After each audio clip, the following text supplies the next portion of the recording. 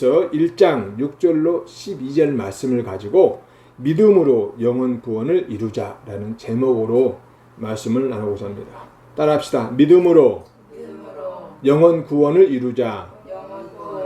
네, 믿음으로 영혼 구원을 이루자. 세 가지 살펴보고 은혜 나누겠습니다. 첫째는 시험이 들 때 도리어 기뻐합시다. 우리 6절, 7절 함께 있습니다. 6절, 7절입니다.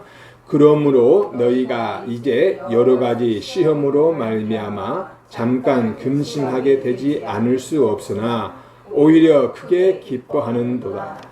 너희 믿음의 확실함은 불로 연단하여도 없어질 금보다 더 귀하여 예수 그리스도께서 나타나실 때에 칭찬과 영광과 존귀를 얻게 할 것이니라. 아멘. 베드로 사도는 여러 가지 시험으로 인해서 근심하게 되지만 기뻐하라고 말합니다. 이 시험을 우리가 두 가지 측면에서 한번 보면은요. 첫째는 외부에서 오는 시험, 즉 환난이 있습니다. 당시 성도들에게 닥쳤던 시험들은 이방 불신자들의 그 비방과 욕설, 또 해고와 폭행, 심지어 살인까지 포함된 견디기 힘든 것들이었습니다. 베드로 사도는 비록 하나님께서 믿음의 연단을 위해서 성도들에게 시련을 주시지만 그것이 성도들에게 시험이 되고 또 그것 때문에 잠깐 근심할 수 있게 되지만 그러나 기뻐하라고 말씀하는 거예요. 예수님의 동생 야고보도 이런 시험, 환난을 기쁘게 여기라고 말씀하였습니다. 야고보서 1장 2절 말씀 보니까 내 형제들아 너희가 여러 가지 시험을 당하거든 온전히 기쁘게 여기라. 여러 가지 시험을 당하는 것은 당연하다 이야기예요. 그러나 우리가 그것을 너무 근심하고 걱정하지 말고 기쁘게 여기라는 거죠. 바울 사도도 같은 말을 했어요. 로마서 5장 3절로 4절 말씀 보니까 다만 이뿐 아니라 우리가 환난 중에도 즐거워하나니 이는 환난이 인내는 연단은 소망을 이루는 줄 알미라. 이러한 외부의 시험은요 신앙생활에 대한 거예요. 그리고 우리가 일상생활에서도 이런 시험을 만납니다. 예를 들어 직장인들을 예를 든다면은 회식 자리가 있습니다. 한 달에 한 번이든 뭐 일주일에 한 2, 3번 뭐 이렇게 하진 않겠지만 일주일에 한 번이라도 이렇게 회식 자리가 있는데 그 회식 자리에서 분명히 교회를 다니는 거 알고 기독교인인 걸 알면서도 술이나 담배를 일부러 권하는 사람들이 있어요. 믿음을 떠보려고 하는 것인지 아니면 우리 함께 같은 동료니까 같이 동참해라고 하는 은연중에 협박 같은 그런 행위를 하죠. 그런 예부적인 시험이 있습니다. 두 번째는 내부에서 일어나는 욕심에서 오는 시험이 있습니다. 즉 유혹에 이끌리는 시험이죠. 이 시험이 오는 것은 우리의 욕심 때문이라고 말씀합니다. 야고보서 1장 14절 말씀 보니까 오직 각 사람이 시험을 받는 것은 자기 욕심에 끌려 미혹됨이니 남보다 더 잘 살고 잘 먹고 싶은 욕심에 죄를 짓게 되고 또 거기에 넘어져서 고생하는 것입니다. 그런데 이 첫 번째 시험, 즉 외부로부터 오는 시험, 시련은 하나님께서 우리가 감당할 수 있게 한다는 것입니다. 고린도전서 10장 13절 말씀 보니까 사람이 감당할 시험 밖에는 너희가 당한 것이 없나니 오직 하나님은 미쁘사 너희가 감당하지 못할 시험 당함을 허락하지 아니하시고 시험 당할 즈음에 또한 피할 기세를 내사 너희로 능히 감당하게 하시느니라. 또한 피할 기세를 내신다는 거예요. 우리가 시험을 당해서 그 시험 당하기 전에 우리가 감당할 수 있는 힘도 주시지만 혹시나 그것을 감당하지 못한다면은 아예 피할 길을 열어주셔서 우리가 그 시험을 피할 수 있도록 해주신다는 사실이에요. 실제로 우리 주님도요 우리를 도와주십니다. 히브리서 2장 18절 말씀 보니까 그가 시험을 받아 고난을 당하셨은즉 시험 받는 자들을 능히 도우실 수 있느니라. 주님 먼저 시험을 당하셨고 십자가에 고난을 당하셨지 않습니까? 그렇기 때문에 주님은 우리를 능히 도우실 수 있다는 이야기입니다. 이와 같이 시험을 당해도 도리어 기뻐할 수 있는 그 믿음, 그 믿음은 불로 연단하여도 없어질 금보다 더 귀하다고 본문에서 말씀하고 있습니다. 이 금이라는 것은요 아주 높은 온도에서 녹습니다. 금강에서 금이 든 그 원석을 캐요. 그리고 그것을 잘 빻아가지고 용광로에 넣습니다. 그리고 높은 온도에 막 이렇게 가열하면은 낮은 온도에 있는 돌멩이들은 찌꺼기들이 다 물대서 빠져나가고요. 순수한 금만 딱 남습니다. 이처럼 금보다 귀한 믿음도 불같은 연단 속에서 더욱 단단해지고 순수해져서 하나님이 인정하는 그런 믿음이 된다는 것입니다.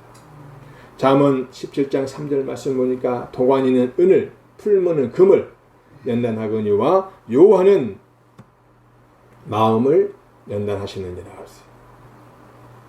하나님은 우리 마음을 연단하신다는 거예요. 뭘로 연단하시겠습니까? 바로 우리가 당하는 시련 가지고 우리 믿음이 있나 없나 보신다는 거죠. 믿음이 약하면 더욱 강하게 해주시고 또 혹시나 넘어질까 우리를 붙들어 주신다 이 말씀이죠. 욥기서 보니까 23장 10절에 그러나 내가 가는 길을 그가 아시나니 그가 나를 단련하신 후에는 내가 순금같이 되어 나오리라. 우리 욥 잘 알지 않습니까? 연막금 고난당한 사람 누가 있습니까? 모든 재산 다 잃었지 하루아침에. 또한 사랑하는 자녀 10자녀를 하루아침에 잃었어요. 그뿐입니까? 자기의 몸에 요즘 말로 하면 욕창 엄청난 고통스러워서 기하정을 빡빡 긁고 피가 나도록 긁어도 시원찮는 그런 몸 상태였는데도 하나님을 원망하지 않았다는 이야기죠. 그런데 그가 뭐라고 했습니까?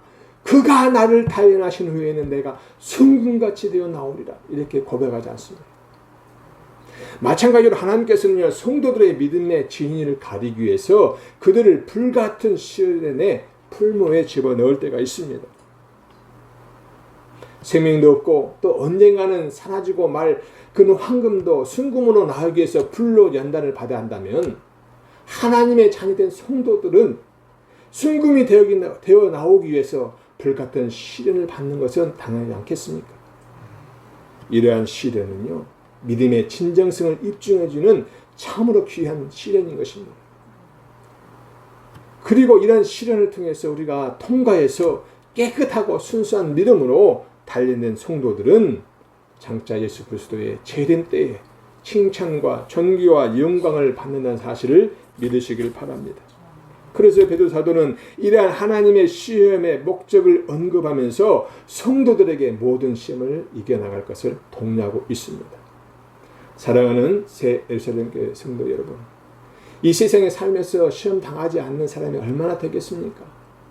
거의 모든 사람이 여러 가지 시험, 이 모양 저 모양의 시험과 시련, 환난을 겪으면서 살아가고 있습니다.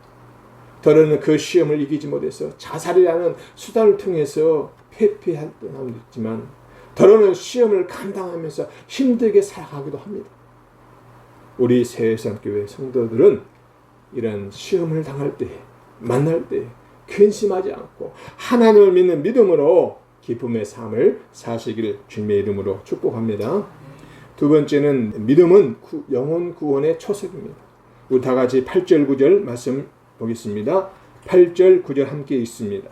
예수를 너희가 보지 못하였으나 사랑하는도다.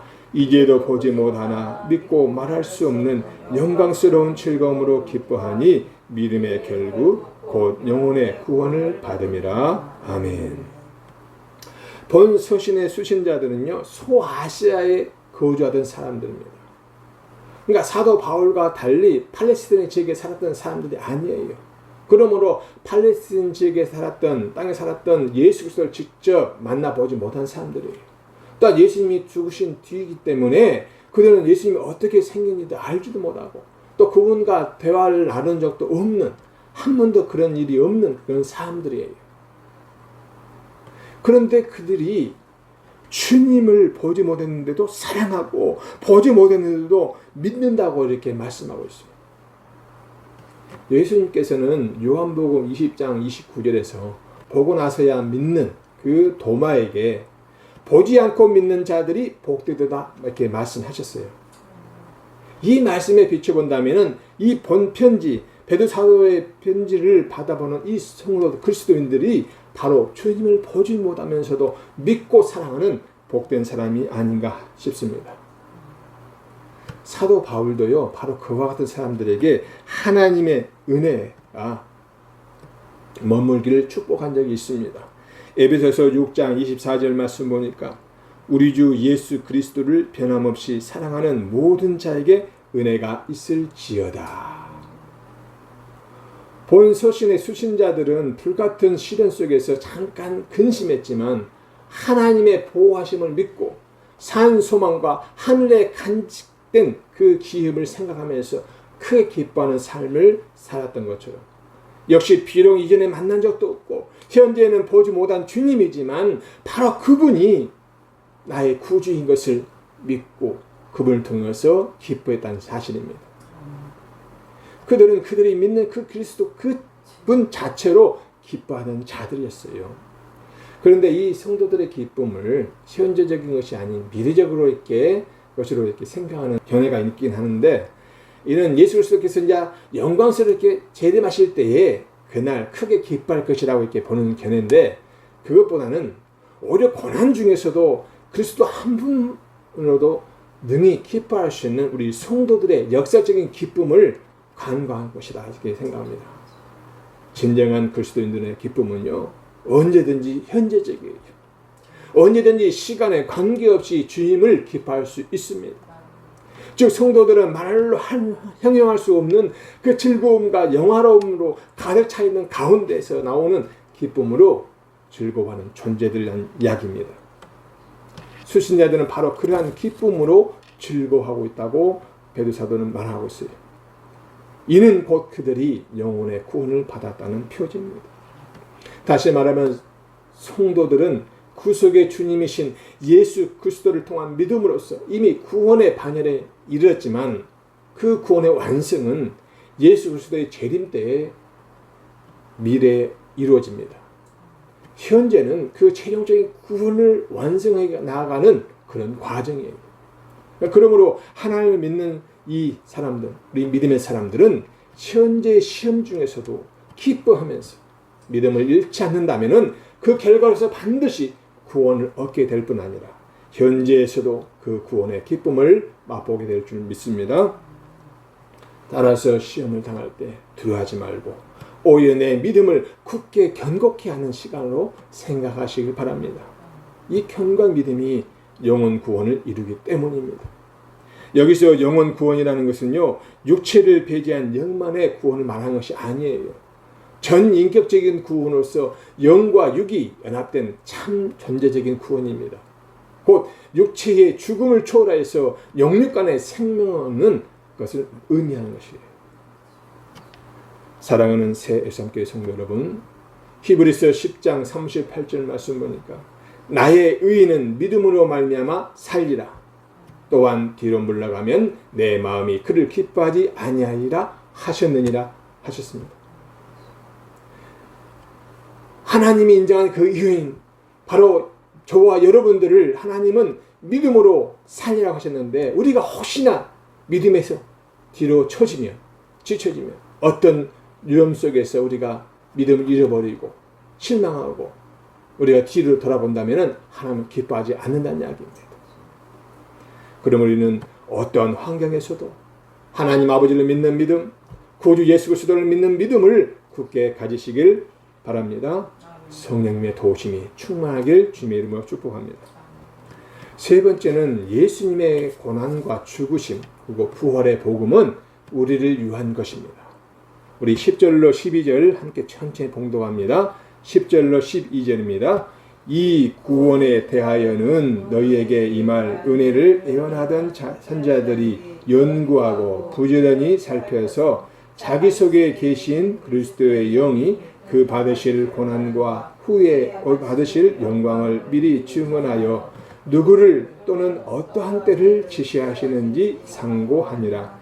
이 섬긴 바가 자기를 위한 것이 아니요 너희를 위한 것임이 계시로 알게 되었으니 그것은 하늘로부터 보내신 성령을 힘입어 복음을 전하는 자들로 이제 너희에게 알린 것이요 선사들도 살펴보기를 원하는 것이니라. 아멘. 베드로 사도는 구원에 대해서는 성도들에게 임할 하나님의 은혜를 예언하던 선자들이 이미 연구하고 부지런히 살폈다는 사실을 지적합니다. 이러한 사실에서 구원이 하나님의 은혜와 동일시되고 있다는 사실을 우리가 발견할 수가 있습니다. 베드로 사도는 구원이 믿음의 결과이기도 하지만 그것의 시작은 우리에게 은혜를 베풀기로 작정하신 하나님에 의해서 먼저 시작되고 있음을 말하고 있는 것입니다. 그리고 그는 이 구원이 우리에게 오기까지 행해진 선자들의 노력에 대해서 언급하고 있습니다. 즉 구약 시대의 선자들도 이 구원을 얻기 위해서 성경을 연구했다는 이야기입니다.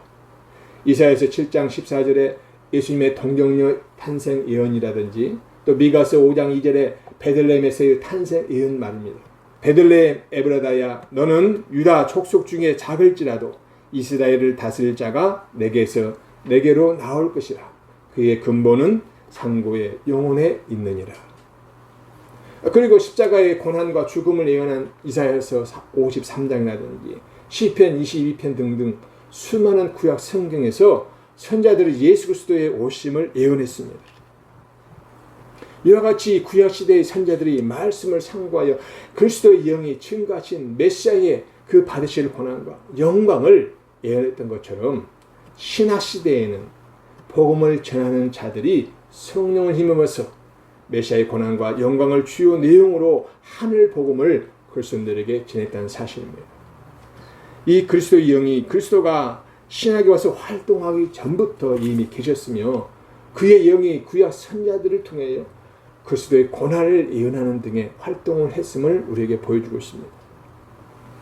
구약 시대의 선자들에게 예수 그리스도로 말미암아 구원이 계시되고 또 그들이 그 구원에 대해서 부지런히 살피고 상고한 것은 그들 자신을 위한 것이 아니라 지금 이 서신의 수신자들과 같이 후대 그리스도인들을 위한 것이라고 오늘 말씀하고 있습니다. 사도 바울도 비슷한 말씀을 전했어요. 로마서 15장 4절에 무엇이든지 전에 기록된 바는 우리의 교훈을 위하여 기록된 것이니 우리로 하여금 인내로 또는 성경의 이르로 소망을 가지게 함이니라. 그러니까 구약 시대의 선자들 통해서 예언된 또 기록된 그 성경 말씀들이 그때뿐 아니라 오늘날 우리를 위해서도 기록됐다는 이야기죠. 또 고린도전서 10장 11절 말씀 보니까 그들에게 일어난 이런 일은 본보기가 되고 또한 말세를 만난 우리를 깨우치기 위하여 기록되었느니라. 그러니까 그들의 삶이 우리에게 본보기가 된다는 이야기. 그들의 믿음생활을 잘하면 우리도 그걸 따라서 이렇게 믿음생활을 해야겠구나. 또 반대로 죄를 짓고 멸망을 하면 이렇게 하면 안 되겠구나. 이렇게 본보기가 된다는 이야기죠. 이를 위해서 구약 선자들이 예언의 말씀을 성경을 기록해 주었다는 이야기죠. 그래서 이 같은 말씀들은 예수 그리스도를 통해 얻게 되는 구원의 사건이 근간에 이루어진 생소하고 낯선 것이 아니라 이미 구약 시대부터 시작돼서 신약 시대에 성취되고 있다는 계시의 연속성을 강조하고 있는 것입니다. 12절 하반절에 하늘로부터 보내신 성령을 힘입어 복음을 전하는 자들로 이제 너희에게 알린 것이요. 이 말씀은요, 선자들에게 계시는 그 그리스도의 말미암아 구원의 소식이 어떤 과정을 통해서 본 서신의 수신자들에게 또 오늘날 우리 믿는 자들에게 전해지고 있는가를 설명해주고 있어요. 두 가지로 볼 수 있는데, 첫째는 계시된 구원의 복된 소식은 하늘로부터 보내진 성령에 의해서 전해진 것이라는 것입니다. 이 하늘로부터라는 표현은요, 성부 하나님을 의미합니다. 그러니까 성령님을 직접 보내신 분은 성부 하나님이십니다. 예수 그리스도는 성부 하나님의 그 제가를 받아가지고 그분이 그에게 보내신 성령을 우리에게 보내시는 중보자이십니다. 요한복음 14장 16절 말씀 보니까 내가 아버지께 구하겠으니 그가 또 다른 보혜사를 너희에게 주사 영원토록 너희와 함께 있게 하시기를 이렇게 기록하고 있습니다. 그러니까 하나님이 성령을 보내시는데 이 주님의 통해서 우리 땅에 성령을 보내주시고 그걸 통해서 복된 소식을 전해주셨다는 이야기죠. 두 번째는 계시된 구원의 소식은 복음을 전하는 자들로 말미암아 전해진 것입니다. 이 신약 시대의 복음을 전하는 자들이 성령의 능력을 힘입어서 메시아의 고난과 또 영광을 주요 내용을 하는 하늘 복음을 그리스도인들에게 전했습니다. 다시 말씀드리면 하나님이 우리를 구원하고자 하는 그 내용을 하나님이 영이시기 때문에 어떻게 전할 수 있겠습니까? 바로 성령에 보내시고 또 성령에 감화된 사람을 통해서 그들에게 예언의 말씀을 통해서 우리 인간에게 전달되어지는 거죠. 그래서 이와 같이 하나님은 복된 소식을 전하는데 이 복음을 전한 자가 필요했어요. 그들이 바로 과거에는 선자였고 신약시대에는 바로 사도들이요, 복음 전도자들이요, 또 오늘날 목사들인 것이죠. 그래서 이와 같이 이들에 있어 수신자들이 예수 그리스도를 말미암는 구원의 소식을 듣게 되었다는 이야기입니다. 이것은 베드로 사도가 자신을 포함한 예수님의 제자들이 그 다락방에서 성령을 받기 전까지는 아무런 사역할 수 없는 그런 형편없는 처지였는데 성령이 임하자 어떻습니까? 그들이 복음 전파를 통해서 수천 명을 감화시키는 그런 놀랍게 변화되는 그런 사실을 대하고 바로 성령님의 이런 능력을 우리에게 강조하고 있는 것입니다. 천사들도 살펴보기를 원하는 것입니다. 천사들이 신약 성도들의 그 구원이 어떻게 진행되는가를 잘 보기 위해서 실제 노력하고 애쓰고 있는 모습을 우리가 연상하고 있는데요.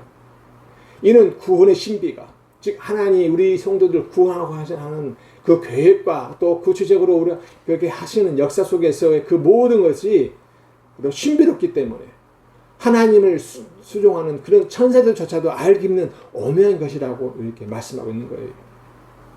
사랑하는 새삼교회 성도 여러분, 천사들에게조차 감춰진 이 그 비밀이 그리스도를 통한 구속 사역이 실현됨으로써 신약의 성도들에게 밝히 드러나게 되었습니다. 이 사실은 복음을 받은 우리 신약시대의 성도들이 얼마나 큰 특권을 가졌는가를 알 수가 있습니다. 왜냐하면 구약시대의 그 선자들도 그 구원을 받고 싶었는데 그걸 얻지 못했고 또 그 선자들에게 복음을 전하고 예언을 말씀을 주었던 그 천사들조차도 그 구원의 은혜를 잊지 못했기 때문에 그 비밀을 알지 못했기 때문에 바로 우리 성도들을 부여하는 것이다 이 말이죠. 이제 이 어려운 때에 다시 오실 구주 예수님과 또 유리부터 임할 새 삶을 고대하면서 산소망으로 사시길 바랍니다.